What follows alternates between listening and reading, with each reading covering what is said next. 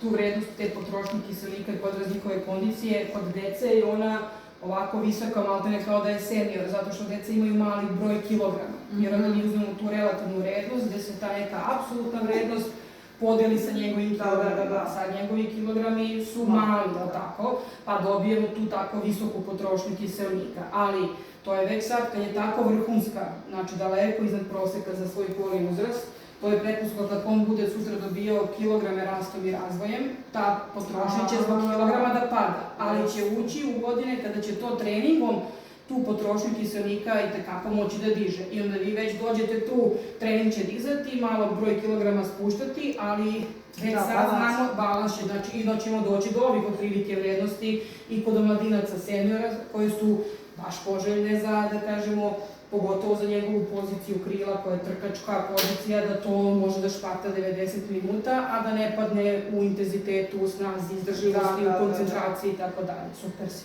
Baš onako jedan pravi školski test i sa sportskog i sa zdravstvenog aspekta.